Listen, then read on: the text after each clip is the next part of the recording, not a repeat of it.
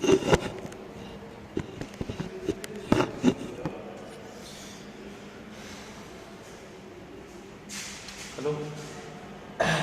Third chapter का last topic रह गया था जो इम्पोर्टेंट है, व्हीटस्टोन सेतु। तो व्हीटस्टोन सेतु जो नाम रखा गया है वो उनके वैज्ञानिक व्हीटस्टोन सेतु की वजह से रखा गया है।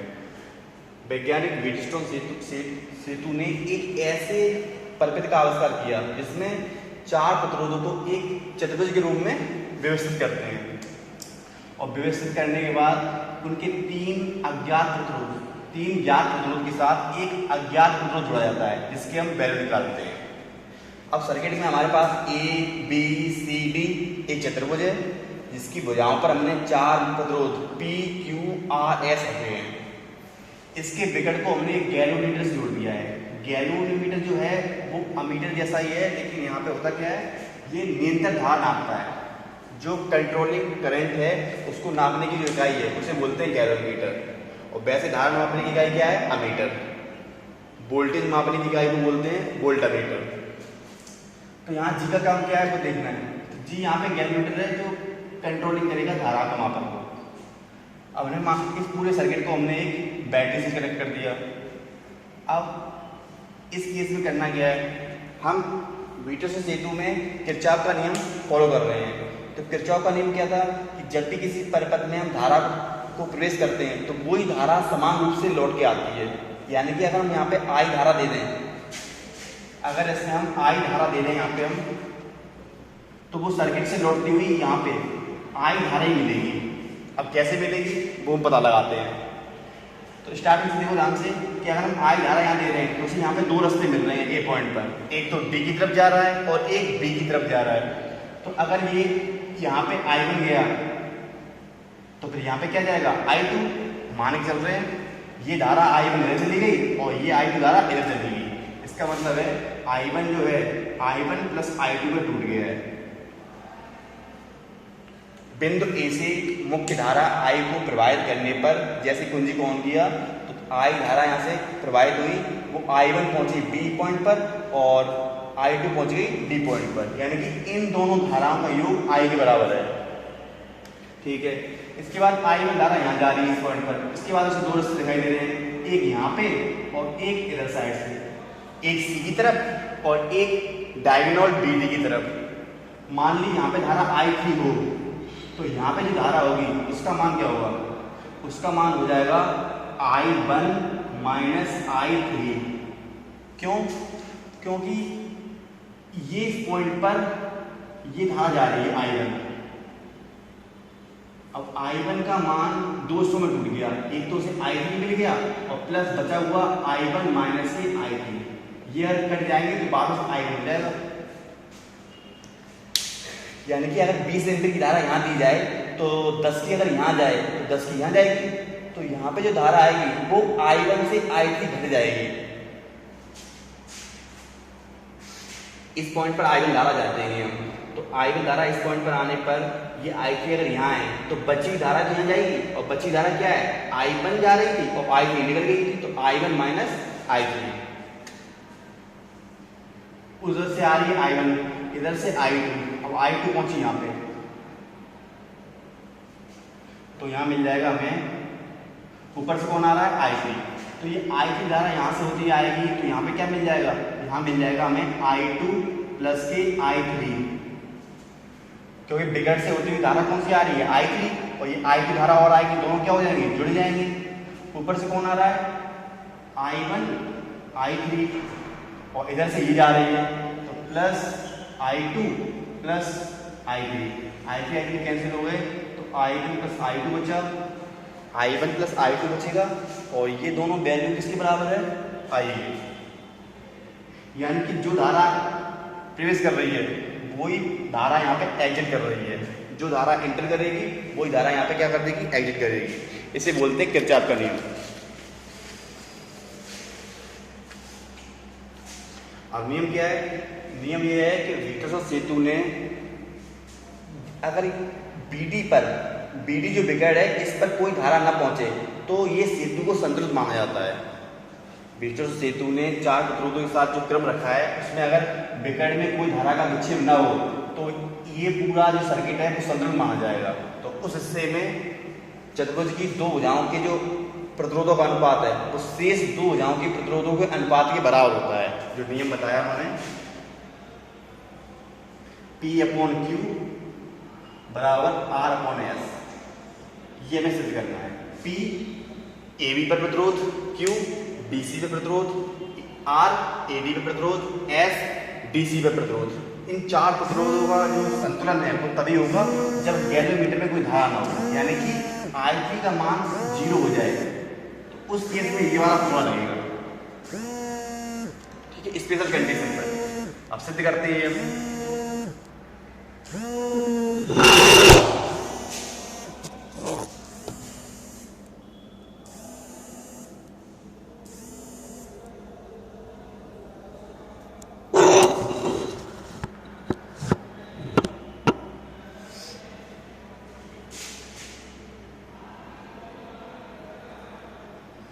उत्पत्ति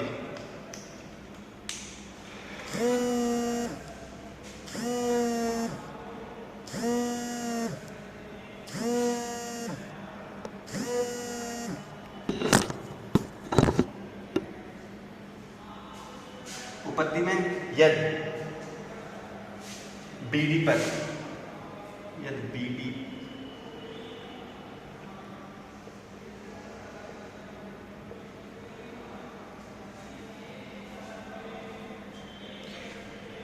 BD विकर्ण में कोई धारा ना हो तब यह सेतु संतुलित माना जाएगा।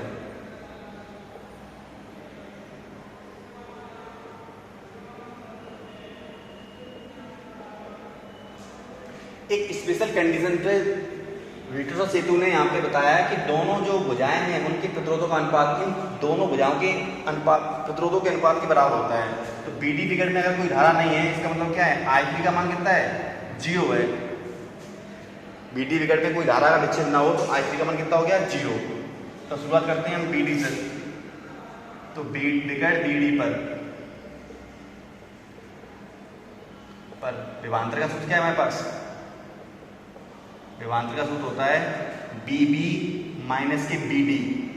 क्यों? क्योंकि B पॉइंट पर ले रहे हैं तो BB और D पॉइंट पर ले रहे हैं तो BD बराबर फॉर्मूला क्या होता है, IR।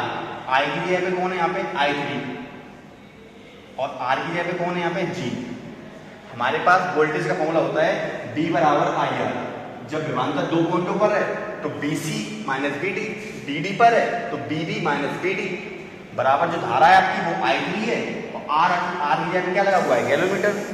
तो यहाँ से BB माइनस के BD करें हम तो बराबर मिलेगा 0 गुणे G।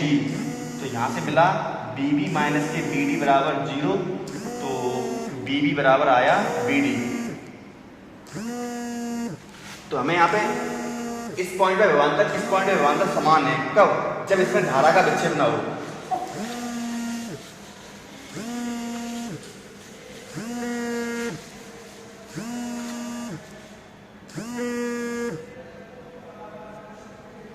जब धारा का विक्षेप न हो। अब देखते हैं हम AB भुजा पर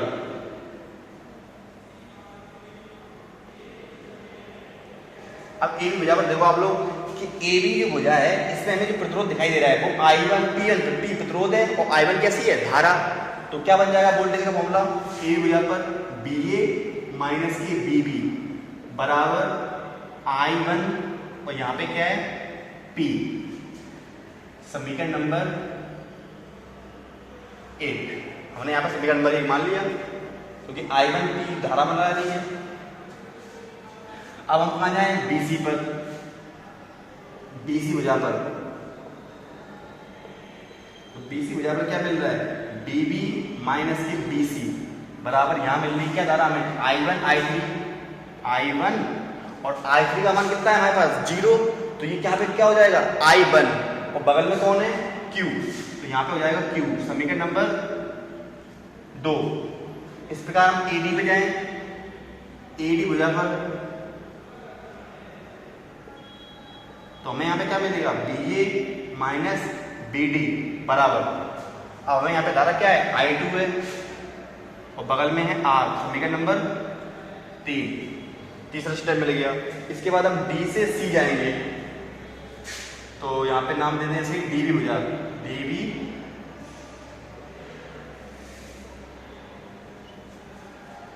जब आप लोगों ने BA BD किया है तो एक केस और बन रहा है यहाँ पे BA माइनस ये क्या चीज है, BD, और जबकि आप लोग जानते हैं BB का मान किसके बराबर माना है हमने अभी, BD के बराबर आया था।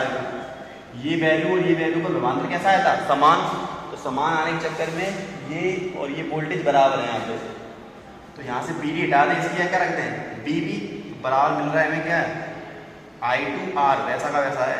समीकरण नंबर ये वाला तीसरा मान ले रहे हैं, एक समीकरण आपको BA BB के रूप में, फिर BB BBC के रूप में, इसके बाद D की जगह पे क्या यूज कर लिया हमने, B, उसके बाद DC भुजा, तो यहाँ मिलेगा BD माइनस BC बराबर,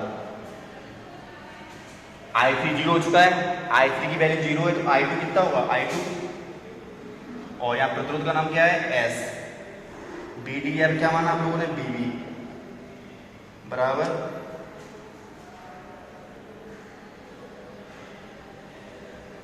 I2S,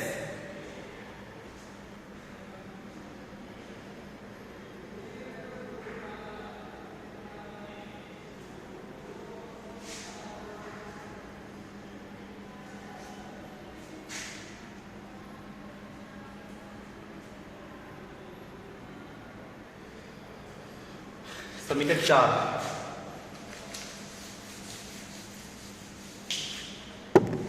समीकरण नंबर हम अभी देखा था मैंने BA माइनस BB बराबर क्या था, I1P, BA BB और BA BB, BA minus BB, समीकरण नंबर 1 और 3 देखो ध्यान से, समीकरण नंबर 1 और 3 देख रहे हैं, समीकरण नंबर 1 व 3 से अगर 1 और 3 आप लोग देख रहे हो तो BA और BA माइनस BB वैल्यू कैसी है, बराबर, तो यहाँ क्या मिल जाएगा, I1P बराबर I2R,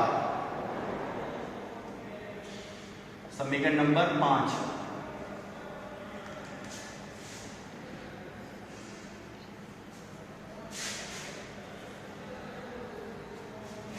समीकरण नंबर 5, ऐसे आप लोग 2 ले लेंगे तो क्या होगा, समीकरण नंबर 2 और इधर ले लें 4, तब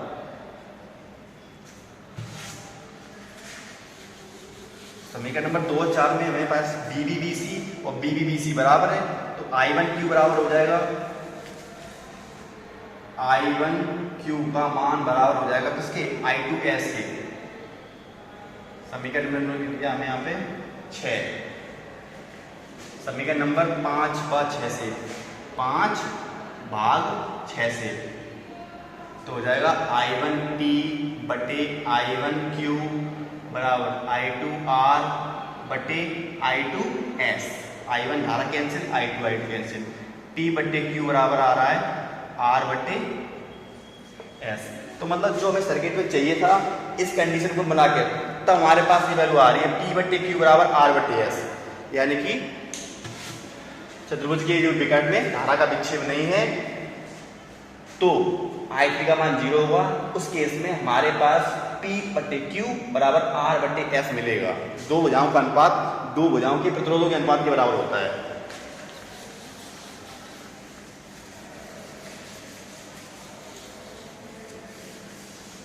अब इसका उपयोग कैसे करते हैं, उपयोग इसका ऐसे करते हैं कि हम किरचॉफ के या फिर समान नियम से R बराबर श्रेणी क्रम, प्रतिरोध क्रम, आप लोग श्रेणी क्रम और समांतर क्रम, किरचॉफ का नियम, ये सारे नियम वाले सर्किट जब आते हैं तो कैसे भी एक सर्किट अगर इस फॉर्म में बन जाए, कैसे भी यहाँ पे 6 यहाँ पे 12 हो जाए, या मान लो यहाँ पे 8 और यहाँ पे 16 हो जाए, तो इस सर्किट में ये सेतु क्या माना जाएगा, संतुलित माना जाएगा। तो सारे सर्किट को छोड़ देते हैं, हम उतनी वैल्यू यूज करते हैं जिसका मान दिया गया है, क्योंकि इस क्रम में हम कैसे भी व्हीट स्टोन सेतु का फॉर्मूला बनाना चाहते हैं। अगर आप लोगों को प्रतिरोध ऐसे यहाँ 18 दिया है, यहाँ 36 है, तो 18 दूनी 36, उसी क्रम में आपको ऐसा मिल जाए तो पूरा सर्किट छोड़ के हम उतने पे काम करते हैं जितना दिया गया है।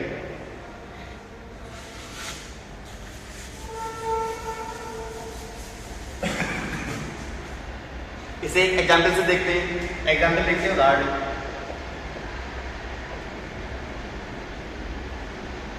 मान के चलो हम लोग कहीं वहाँ जा रहे हैं पार्क में, तो पार्क में जाते हैं तो हम लोग कहीं खड़े हैं तो बच्चे झूला झूल रहे हैं, तो बच्चे झूला झूलते हैं तो मान लो एक बार एक लड़का कोई पार्क में गया, तो पार्क में गया तो वहाँ छोटे छोटे बच्चे झूला झूल रहे थे, तो झूला झूल रहे थे उसमें एक बैठा हुआ था यहाँ पे, एक बैठा हुआ था यहाँ पे, दो छोटे छोटे बच्चे झूले पर एक अलग अलग साइड में बैठे हुए थे और झूला झूल रहे थे। तो जो लड़का उस वहाँ पे गया तो उसने कहा कि आप लोग दोनों लोग किसी एक लोग का वेट बता दो, मैं मतलब एक लोग का वेट कितना है तो हम दूसरे का वेट तुरंत पता कर देंगे। मान लो इसका वजन 20 किलोग्राम है, ये 20 किलो का होगा, तो इसका वजन पता कर सकते हैं कैसे भी, इसकी सहायता से। कैसे? हम पहले पूरी लंबाई दे देंगे इसकी ये, तो ये लंबाई मान लो 10 मीटर की है, ठीक है। अब इसी केस में करना क्या है, तो बच्चों को लगता है बड़ा अजीब,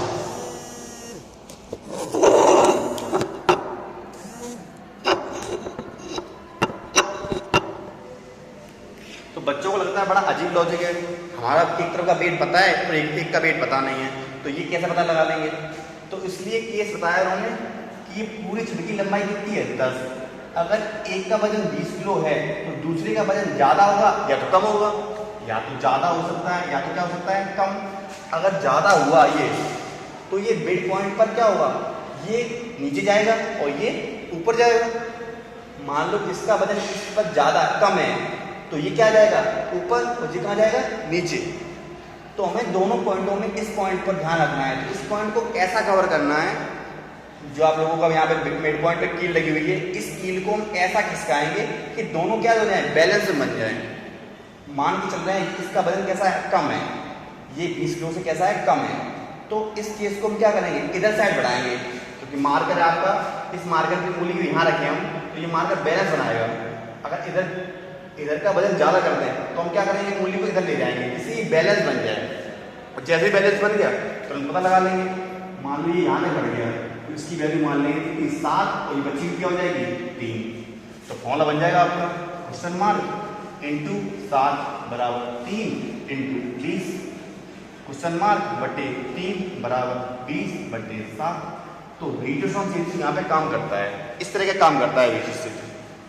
गैलोमीटर जो है वो इसे इस प्रकार संतुलित करेंगे जैसे कि चतुर्भुज के चारों पार्ट हैं, प्रतिरोध हैं, वो बराबर संतुलित में आ जाए।